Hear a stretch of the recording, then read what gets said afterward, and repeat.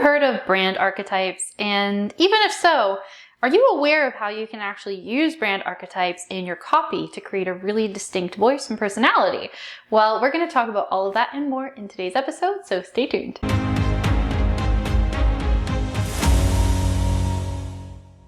Welcome back to Emma Given's Content and Copy on YouTube and the podcast version. So if you prefer to take it with you, go to the podcast, or if you like to see the visuals and want to see things like sales page reviews, we typically put out more content on YouTube, so please subscribe over there. My name is Emma, and I am the founder of the branded copywriting boutique based here in Toronto called Emma Given's Content and Copy.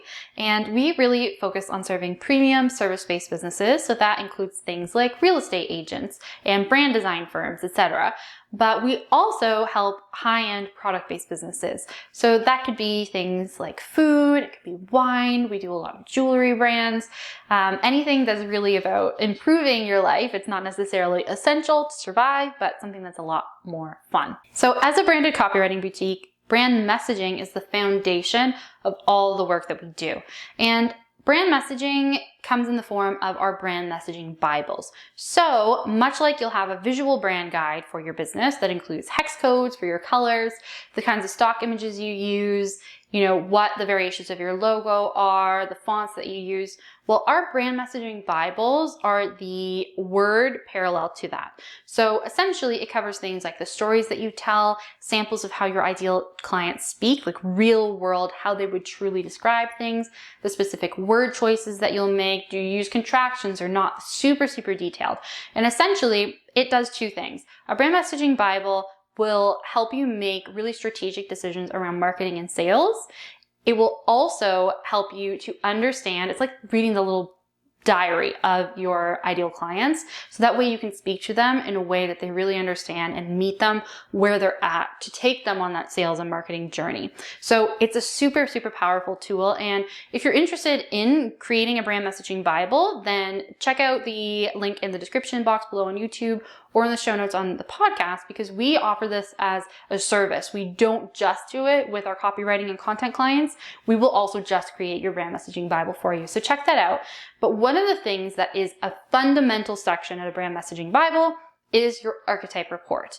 And this is because knowing your brand archetype influences all of your decisions around visual branding as well as your writing. And we consider this the foundation of the way that we do copy for our clients. So knowing their unique archetype mix, the stories that we need to tell because of that mix, the word choices that we need to make, the values that we lean into, all of that, it's all informed by the archetypes. So I always have the archetype section of their guide pulled up when I'm working on client copy. The rest of the guide is also relevant as well, but this is really the section that I lean into to create a really differentiated voice. That being said, what are brand archetypes? Well, archetypes in general were recognized by Carl Jung, who was a psychoanalyst in the 20th century. And basically he saw 12 recurring characters that would show up across time periods, across civilizations, in every religion. They just seem to be universal. And so these 12 characters also turned out to be very useful in storytelling for marketers as well. So brand archetypes are not some sort of woo-woo thing. They are, archetypes can be, and they can certainly be super fun to explore that way, but brand archetypes are used by all major marketing firms, and brands like Coca-Cola or Walmart know what their archetypes are, and the marketing agencies or the in-house marketers that they have creating ad campaigns and making a lot of different strategic decisions are making those decisions in part based on the brand's archetype. So I believe that archetypes play a more critical role than ever in creating a really differentiated brand message, because people are very savvy.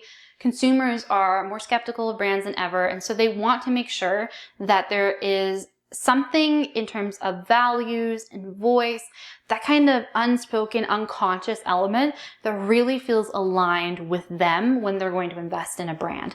And since archetypes are said to have come from our collective unconscious, that's the psychoanalyst piece of the archetype theory, it makes a ton of sense in terms of why, even though people don't know that you're using purple because it's a magician brand, they feel that this is some sort of mystical thing or it's transformative in some way. People pick up on this.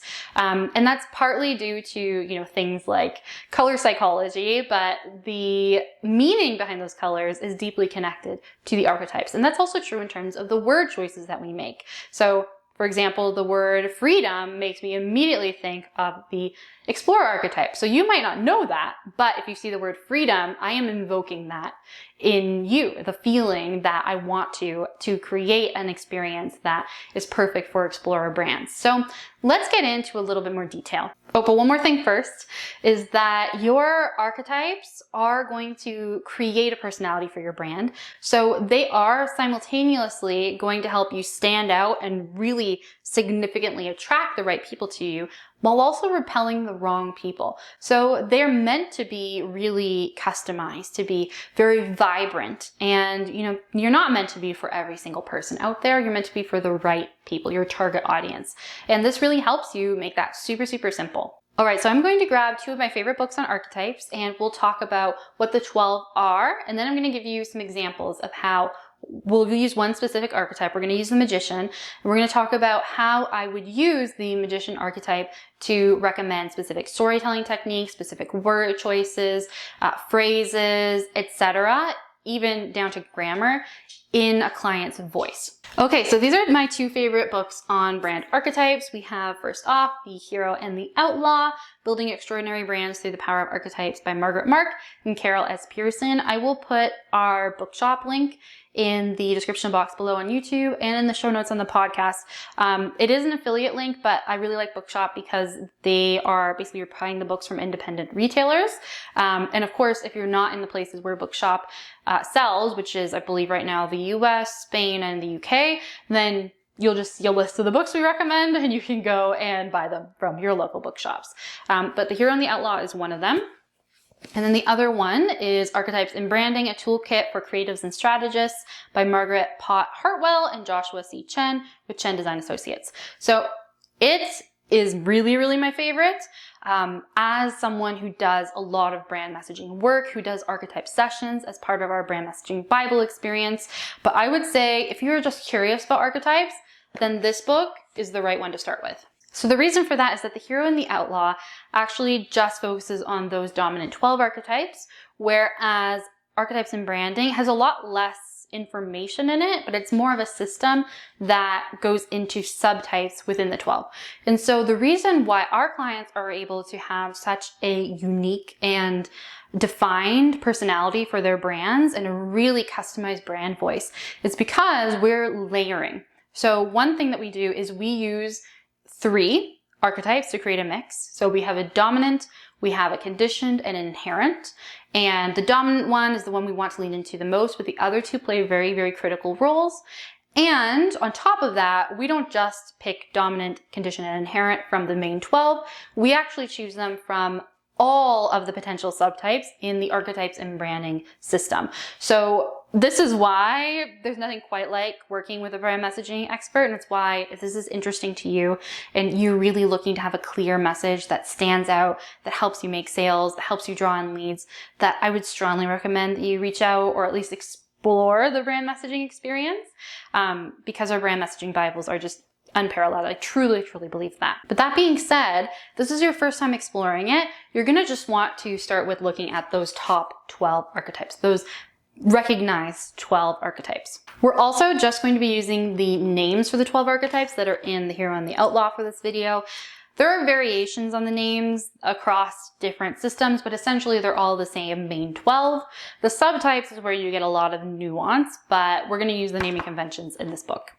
So the 12 archetypes are the innocent, the explorer, the sage, which is my brand's dominant archetype, just in case you're curious, the hero, the outlaw, the magician, the regular guy or gal.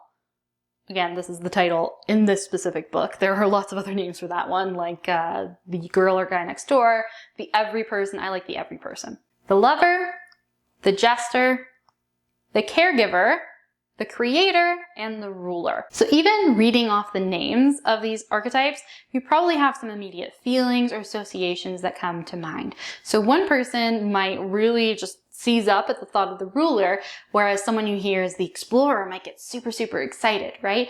And that shows you also a little bit of how the language plays into whether something is attractive to you or repellent. And if you're someone's ideal client, of course, it's meant to be attractive to you. So for example, if I say explorer, a lot of people will be able to guess that probably has something to do with travel or outdoor adventure. And a lot of the time, brands that are in those niches are explorers. So for example, a tiny homes project that I'm working on has the explorer as their dominant type, but I've also had brands totally outside that sphere.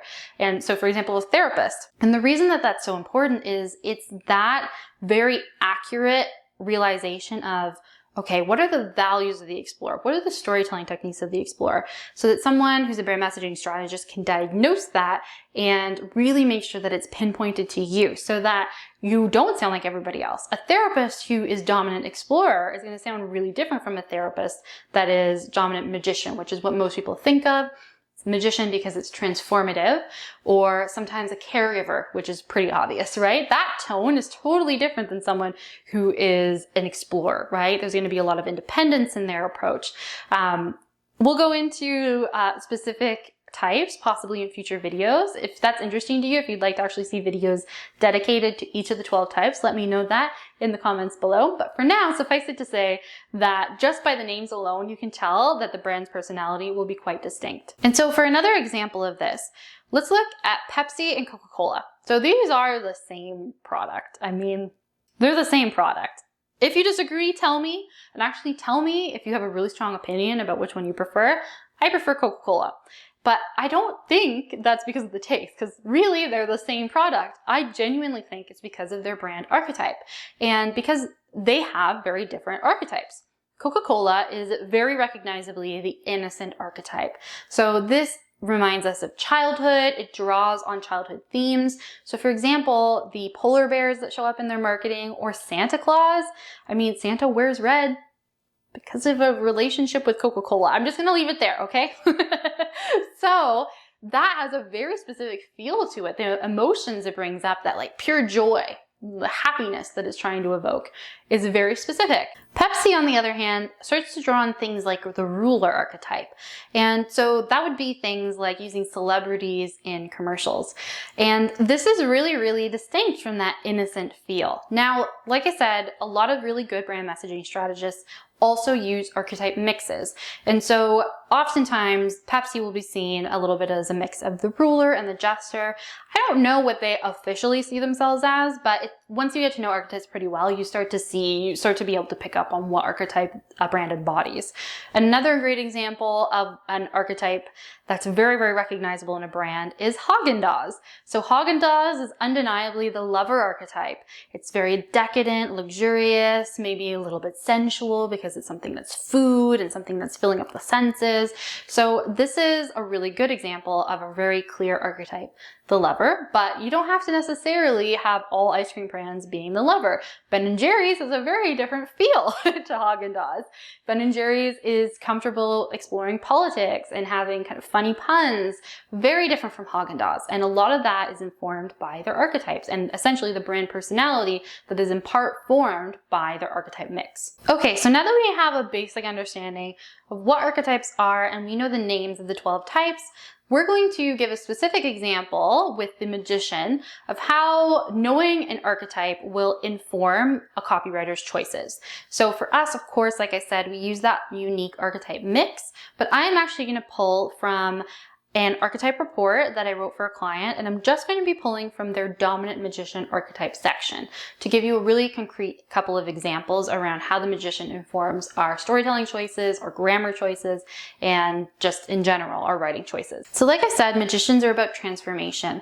It's often about tapping into the laws of the universe and making change. It's a little bit magical. And it's often something that shows up in coaches or therapists because It's about making dreams a reality in many times. But this brand, all I'm going to say is that it's actually a food brand and it can make dreams a reality in a different way. And let's say if it were ice cream, it's magician, different from Haagen-Dazs, the lover, and totally different from the wacky personality of Ben & Jerry's. Okay, so for brand storytelling, these examples are partly drawn from what I know about this particular brand, but also would potentially be common to many musicians. So here are some examples.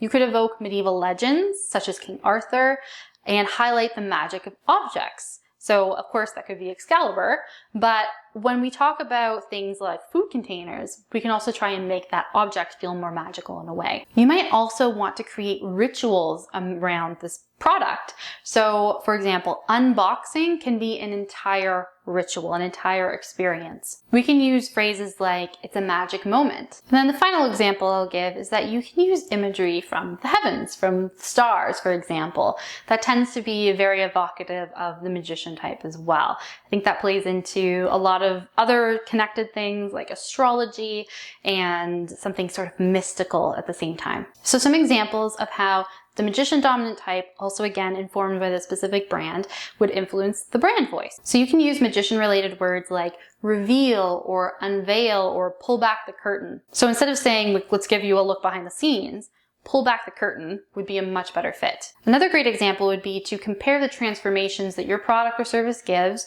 with physical movement from here to there. So try and find analogies that let you create some sort of physical comparison of current state versus future state. You'll also want to use words like want or desire pretty frequently because they're really dreaming up a transformation. I also like to include some examples of brands or personalities that embody this archetype.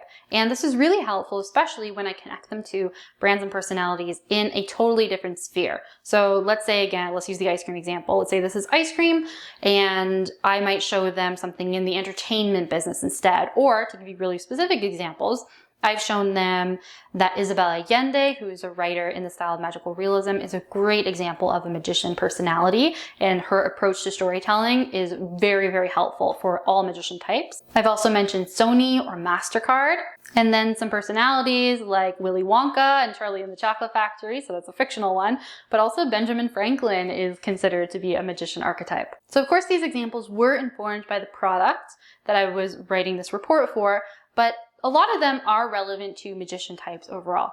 Now, something really important to consider is the fact that when we actually go and we do writing, we're not just using this dominant archetype report, which is where I've taken these samples from. We have a complete report, which is part of the brand messaging guide. And so that means that we will be using a mix of approaches in a very strategic way from their dominant, their conditioned, and their inherent types. So let's say two food brands come to us. What are the chances that they're going to have the exact same archetype mix? Really low. And the reason for that is twofold. One, the founder of the brand is still a unique individual. So their exact use of the language, their specific products, their values, the way that they see the world are going to be different because they just are a different human. But then the other thing is that with the mix that we use, we actually have so many archetypes to choose from, it's very, very unlikely they'll ever coincide. So not only do we have a specific mix of dominant, conditioned, and inherent per each brand, but within all three of those, we also use the archetypes and branding system, so that way we don't have just 12 to choose from. Every single one of those 12 has an additional 4 subtypes within it. So many to choose from, and so let's say that they're both magician, like just straight magician dominant, the chances that they are also the companion, which is a subtype of the lover, as the conditioned type, and the artist, which is a subtype of the creator, as the inherent type. Like it's so unlikely. It has never happened in our experience. And even so, like I said, we always can go back to the founder and the unique personality of the founder, the unique origin story of the business. There will always be ways to differentiate, which is why it's really, really beneficial to work with brand messaging experts. So if learning about archetypes and about the reports that we put together is exciting to you, and it's exciting to me because it's something we're super passionate about, it's so fun. Usually the archetype session of our brand messaging Bible experiences are all of our clients' favorite. So like I said, if it's exciting to you, then please explore it in the description box of the show notes below. We'll have a link there to learn more about it. And if this is something that is the right next step for your business, then please consider going ahead and booking a call with me to talk about booking your brand messaging experience. All right, do you already know your dominant brand archetype? Let us know in the comments below on YouTube, or be sure to tag me in a story over on Instagram if you're listening on the podcast version. And that way I'll get to learn a little bit more about you and your business and your personality. Thank you so much for watching. We have new videos every Thursday on copywriting, content marketing, and entrepreneurship. So if that's interesting to you, then please consider subscribing and hit the notification bell so that you never miss a video. Oh, and also give it a like, because if you made it this far, I think you like it. Thank you for spending time with me today and exploring the topic of brand archetypes. There should be some video suggestions coming up for you on the screen right now, and I will see you either over there or next week.